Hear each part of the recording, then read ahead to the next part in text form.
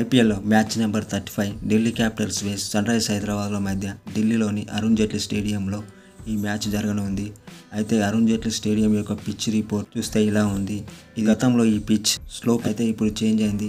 ఇక్కడ బ్యాటింగ్కు అనుకూలంగా ఉంటుంది. ఇక్కడ షార్ట్ బౌండరీలు ఉంటాయి. అలాగే స్పిన్నర్లకు స్పేసర్లకు అనుకూలంగా ఉంటుంది. అలాగే ఈ గ్రౌండ్లో మొత్తం 84 మ్యాచ్లు జరిగాయి. అందులో పేసర్లు 350 వికెట్లు తీయగా స్పిన్నర్లు 183 వికెట్లు తీశారు.